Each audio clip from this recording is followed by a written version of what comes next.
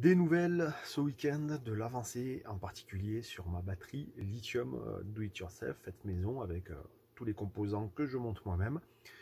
Je vais vous en parler un peu plus, mais là, déjà, je vais vous parler du froid qu'il fait ici en Cerdagne. On vient de sortir d'une nuit inférieure à 0 degré, mais j'ai le radiateur avec moi, je vous montre ça. Donc du coup, ouais, comme je disais, alors là il fait 13 degrés dans le fourgon, mais ce matin je me suis réveillé avec 4 degrés sur la batterie, puisque j'avais coupé le radiateur.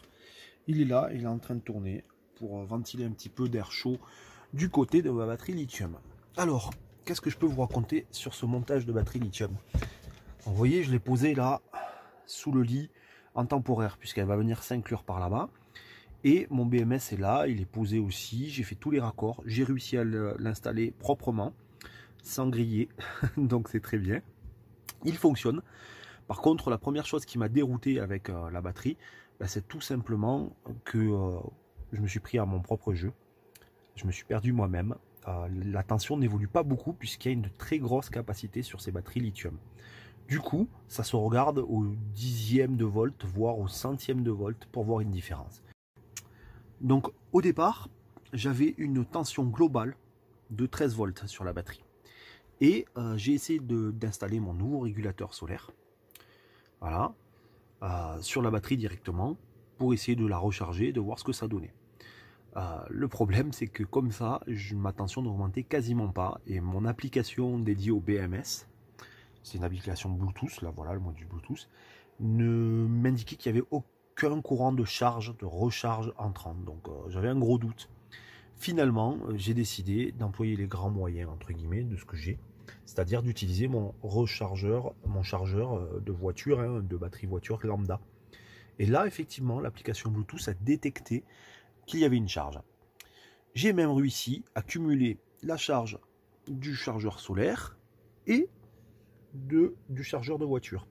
Donc là, tout ça pour vous dire que c'est en train de recharger. Je suis passé à pas loin de 13 volts. En réalité, je dois être aux alentours des 13 volts 4 sur la batterie. Alors que j'étais parti à 13 volts hier et qu'elle tourne depuis toute la journée d'hier et toute la nuit. Donc ça prend énormément de temps à charger puisqu'en gros là je réussis à mettre que 6 ampères au maximum sur la batterie. Donc voilà, il me faut encore pas mal d'heures à mon avis pour pouvoir la mettre à 100%. Ce qui est plutôt bon signe parce que si c'est long à charger, ça sera long à décharger. Bref, je vais vous montrer un petit peu à quoi ressemble l'application. Et puis j'espère surtout que je vais pouvoir avancer la recharge avant de repartir sur Carcassonne pour pouvoir installer tout ça proprement ensuite. Donc j'ai l'application ici. Dès qu'on la lance, elle détecte automatiquement le module Bluetooth que j'ai branché sur mon BMS. Pour l'instant, je n'ai pas réussi à le renommer, on va voir si c'est faisable ou pas. Et voilà quand on se connecte. Hier, je me suis retrouvé avec 0%, sachant que ce socle là, cet indicateur de charge, se met à jour tout seul. Bon, ça fait partie des choses qu'il faut que j'apprenne à améliorer. Tiens, là d'ailleurs, je vois que j'ai un courant de charge de 11 ampères, ce qui est super. Ça, c'est parce que mes panneaux solaires commencent à travailler à cette heure-ci. J'ai enfin le soleil qui commence à taper fort sur les panneaux. Donc voilà, on voit des indications, je vous fais un tour rapide. Donc la tension totale de la batterie, si on a activé la charge ou pas, et la décharge pareil, parce qu'en fait on peut très bien activer, désactiver. L'équilibrage, tiens, ça n'était pas actif et maintenant ça l'est. Ah oui, parce que du coup, je lui ai dit d'équilibrer s'il y avait un centième de volt de décalage entre mes différentes cellules. Donc là, il est en train d'équilibrer. Ok, très bien. Et là, on voit des informations importantes. Hop, puis ici, on retrouve les différentes cellules. Donc on voit là les tensions de chacune de mes cellules. Et puis après, pour faire simple, on peut aller dans les paramètres, régler beaucoup de choses, mais tout n'est pas réglable en fait, parce que même si on a les emplacements, des fois, quand on veut le changer, genre le socle là, si je rentre une valeur, ça ne marchera pas.